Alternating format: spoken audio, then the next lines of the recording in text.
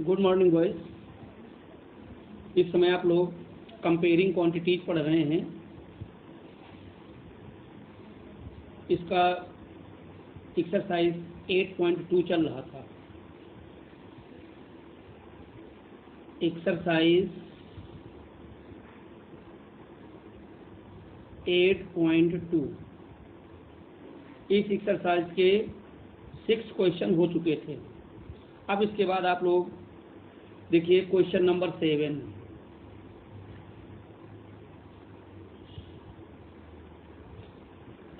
अपनी बुक खोलिए, क्वेश्चन में पढ़ रहा हूँ, थोड़ा समझिए उसको। ए milkman sold 2 of his buffaloes for ₹20,000 each. On one he made a gain of 5% and on the other loss of 10%. Find overall gain or loss. देखिए इसमें क्वेश्चन ये कह रहा है, एक मिल्कमैन है, उसके पास 2 बफेलोज हैं। दोनों बफेलों को वो 20,000 में खरीद रहा है। उसकी कास्ट प्राइस जो है 20,000 है ईच बफेलो की। नहीं, सेलिंग प्राइस है ना, कास्ट प्राइस नहीं है। सेलिंग प्राइस है 20,000 का। फर्स्ट बफेलो को भी सेल करता है और 20,000 में सेकेंड बफेलो को भी सेल करता है। On one he made a gain of 5%। First buffalo को सेल करने पर उसको 5% का गेन होता है, लेकिन सेकेंड बफेलो को 20,000 में सेल करने पर 10% का लॉस होता है। क्वेश्चन में कह रहा है फाइंड हिज ओवरऑल गेन और लॉस। उसका टोटल गेन या लॉस फाइंड करिए। तो अब आप देखिए एक बफेलो का, क्योंकि दोनों में एक में प्रॉफिट हो रहा है, एक में लॉस हो रहा है, तो दोनों का अलग अलग निकालना पड़ेगा। तो फर्स्ट बफेलो का देखिए, पहले आप, क्योंकि दोनों बफेलो का सेलिंग प्राइस जो है 20,000 रुपीज़ है, उसको लिख दीजिए। SP of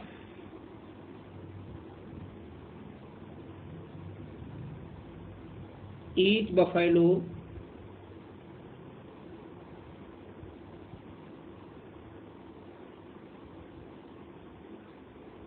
equal to ₹20,000। Each buffalo को 20,000 में वो सेल करता है।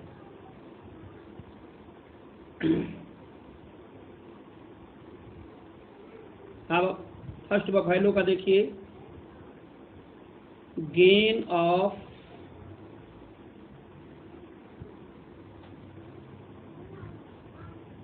First buffalo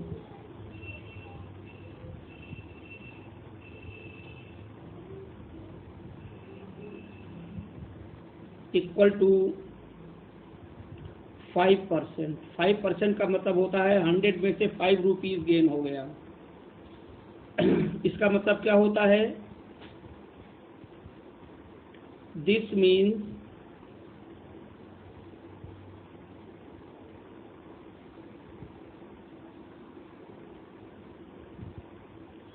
if CP is ₹100, अगर बफेलो की CP 100 रुपए होती, देन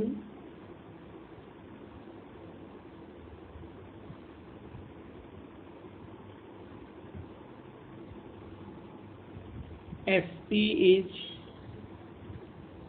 रुपीज़, तो उसकी SP कितनी होती? 5% उसको गेन कर रहा है, मतलब 100 रुपीज़ में 5 रुपए उसका प्रॉफिट हो गया, तो उसकी सेलिंग प्राइस हो जाती कितनी होती? 100 प्लस 5। इसका मतलब आंसर हो जाता ₹105। ठीक है, अगर 100 में खरीदा गया होता तो। अब हमको पहले इसकी CP, चूंकि CP नहीं मालूम है, एसपी दोनों बफेलो की मालूम है, तो अब इसकी सीपी निकालिए। CP of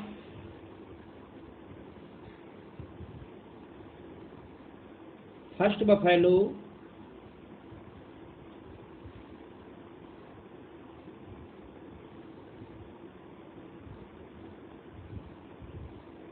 equal to selling price कितनी थी 20,000, 20,000 इंटू 100/105।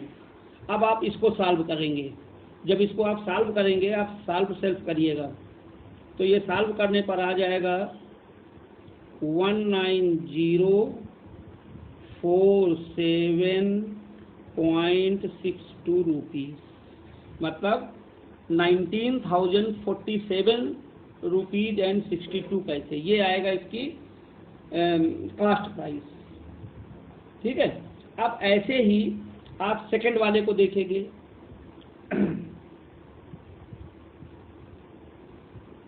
आल्सो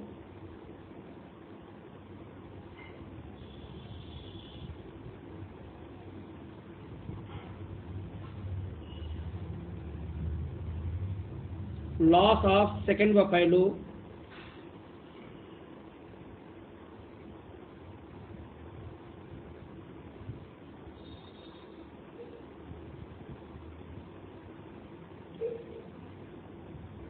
सेकंड बफेलो पर आपका लॉस कितना हुआ है 10%। 10% लॉस का मतलब होता है 100 रुपए की यदि हम खरीदे होते तो 10 रुपीज उसका लॉस हो जाता। ठीक है। This means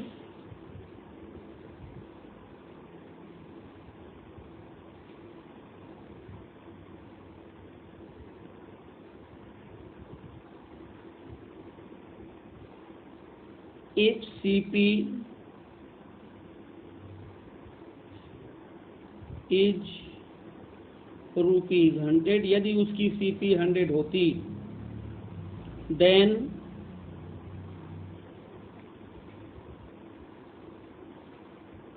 SP equal to कितना हो जाता है, उसकी सेलिंग प्राइस कितनी होती 100 रुपए में 10 रुपीज़ का लॉस हो गया है, इसका मतलब SP होती उसकी 100 माइनस 10। 100 माइनस 10 का मतलब हो गया 90 रुपीज़, ₹90। ठीक है। अब इसकी सेकंड बफेलो की भी सीपी, जैसे फर्स्ट बफेलो की सीपी फाइंड कर लिया है, वैसे इसकी भी हम सीपी फाइंड कर सकते हैं इसी प्रकार से। सीपी ऑफ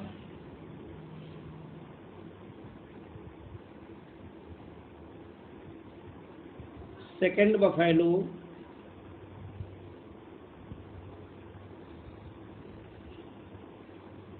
इक्वल टू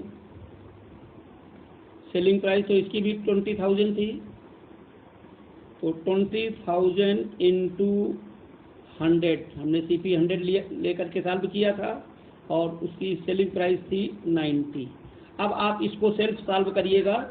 इसको जब सॉल्व करेंगे तो आपका हो जाएगा ₹22,222 रुपीज़ 22 पैसे, ये आ जाएगा। अब आपका देखिए दोनों बफेलों का सीपी भी आ गया, एसपी दोनों का दिया हुआ है, तो उसको आप नोट कर दीजिएगा। Total CP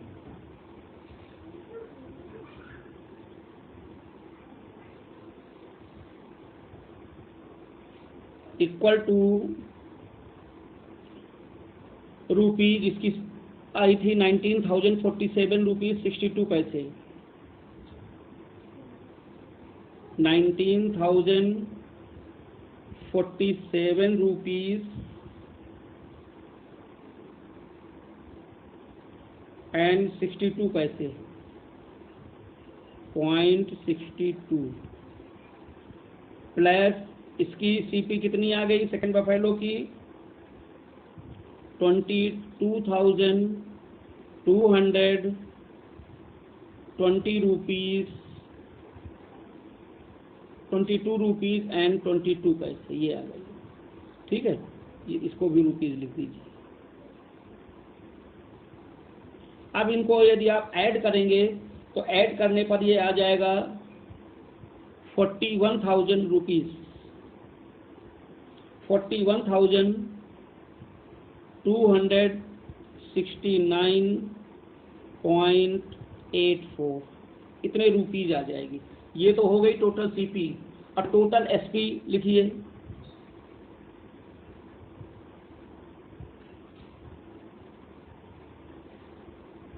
total SP equal to, question में दिया हुआ है 20,000 ईच, तो ये हो जाएगा ₹20,000 प्लस ₹20,000 ऐड करेंगे तो ₹40,000।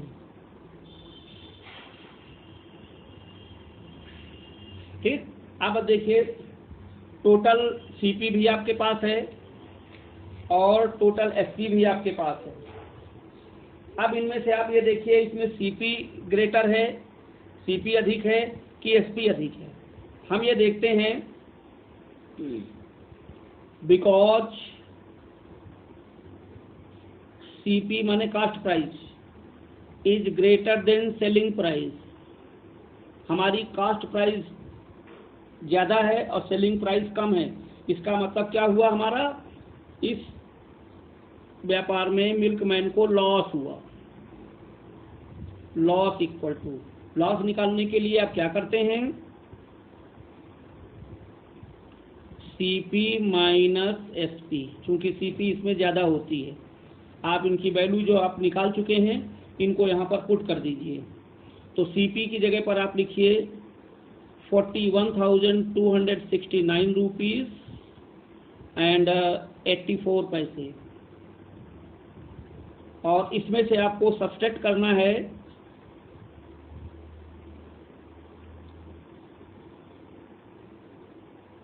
माइनस ₹40,000। 2020 की दोनों की एसपी गिवन थी क्वेश्चन में। अब आप इनको सब्सट्रैक्ट करिए, तो ये सब्सट्रैक्ट करने के बाद आ जाएगा ₹1,269 रुपीज़ एंड 84 पैसे। टोटल व्यापार पर उसको इतने रुपए का लॉस हो गया। यही हमारा क्वेश्चन में पूछ रहा था। ठीक है, इस प्रकार से आपका ये क्वेश्चन नंबर 7 कंप्लीट हो गया। अब आप ऐसे ही क्वेश्चन नंबर 8 देखिए।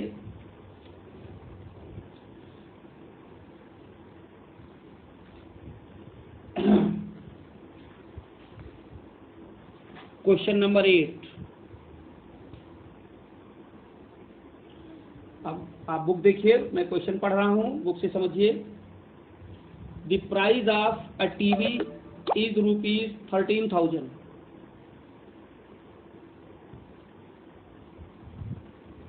एक टीवी का प्राइस जो है 13,000 है। The sale tax charge on it 12%। इस पर उसको 12% का सेल टैक्स देना पड़ता है। Find the amount that Vinod will pay if he buys it. तो आप देखिए उसकी मार्क प्राइस कितना है, उसमें mark price of TV, TV का मार्क प्राइस है, क्वेश्चन में दिया हुआ है ₹13,000। सेल टैक्स कितना देना है आपको,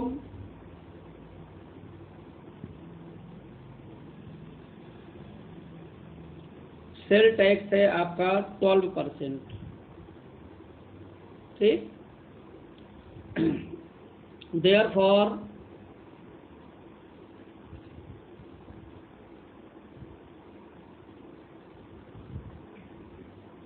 टैक्स पेड, कितना सेल टैक्स कितना पे करना पड़ेगा?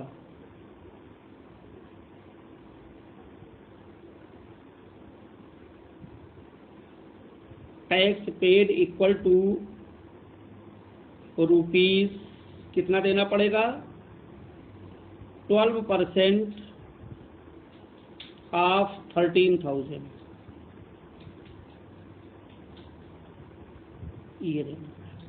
अब आप इसको सॉल्व कर लेंगे, 2 0 कैंसिल, 2 0 कैंसिल होंगे, 12 का इससे इंटू कर देंगे तो आपके पास आंसर आ जाएगा 12 0 0, 12 3 जा 36, 3 कैरी हो गया, 12 1 जा 12 और 3 15,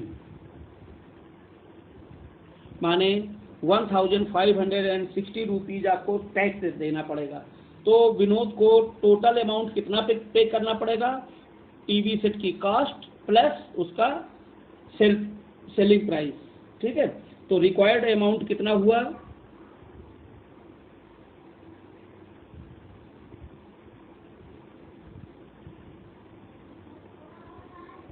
रिक्वायर्ड अमाउंट जो उसको पे करना है विनोद को, रिक्वायर्ड अमाउंट हुआ सीपी, सीपी क्यों? Mark price, mark price plus sale tax,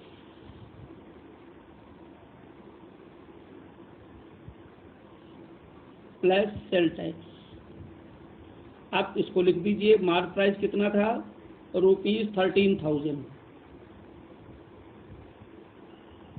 plus cell tax कितना था? ₹1,560। अब इन दोनों को आप ऐड करेंगे तो ऐड करने पर आएगा आपका ₹14,560। विनोद को उस अगर टीवी सेट खरीदना है तो इतने रुपए पे करना, ठीक। अब ऐसे क्वेश्चन नंबर 9 देखिए, मैं पढ़ रहा हूं, आप अपनी बुक में देखिएगा। Arun bought a pair of skates at a sale. Arun एक बॉय है, वो स्केट खरीदता है एक सेल में, where the discount given was 20%, जिसमें उसको 20% का डिस्काउंट मिल रहा है। If the amount he pays ₹1600, find the mark price। इसमें मार्क प्राइस पता नहीं है, जो भी मार्क प्राइस है उसमें से 20 रुपए डिस्काउंट मिल रहा है। तो हम मार्क प्राइस नहीं मालूम है तो हम मार्क प्राइस लेट कर लेंगे, लेट मार्क प्राइस BX। अब इस X रुपीस पर 20% डिस्काउंट हो रहा है, तो डिस्काउंट कितना हुआ?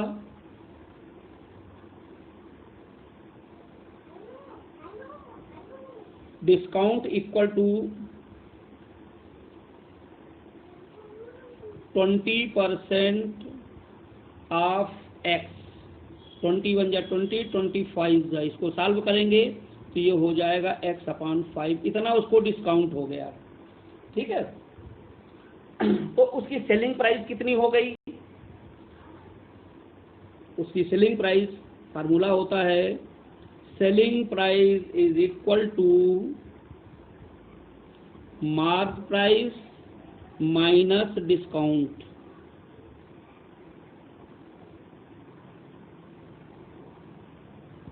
मार्क प्राइस में डिस्काउंट को माइनस कर दिया जाएगा तो सेलिंग प्राइस निकल आएगी। अब आपके पास सारी वैल्यू दी गई हैं, आप सबको लिख दीजिए। सेलिंग प्राइस कितनी क्वेश्चन में दी गई थी? क्वेश्चन में सेलिंग प्राइस दी गई थी आपकी 1600 इक्वल टू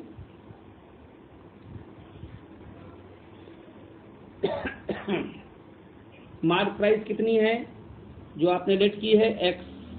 डिस्काउंट कितना हुआ था? X/5।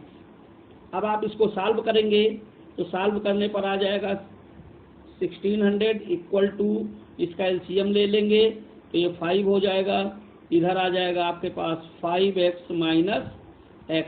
इसको और आगे सॉल्व करेंगे तो 1600 इक्वल टू 4x/5। अब इसको हमको सॉल्व करना है, तो जब आप इसको सॉल्व करेंगे x की वैल्यू फाइंड करेंगे तो ये हो जाएगा x इज इक्वल टू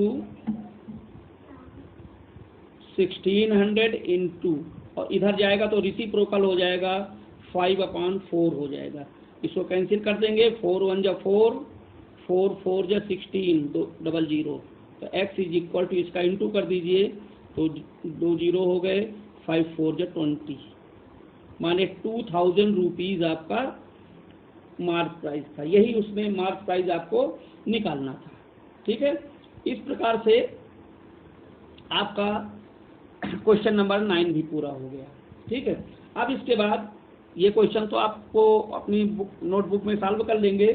इसके बाद मैं अभी आपको कुछ रिवीजन वर्क में दे रहा हूँ, तो उस रिवीजन वर्क को भी आप लोग सॉल्व करिए, और ये रिवीजन वर्क आप बहुत अच्छी तरह से सॉल्व करिएगा, ये मेरा कहना मानिएगा, इससे आपको एग्जामिनेशन में बहुत फ़ायदा मिलेगा। दैट्स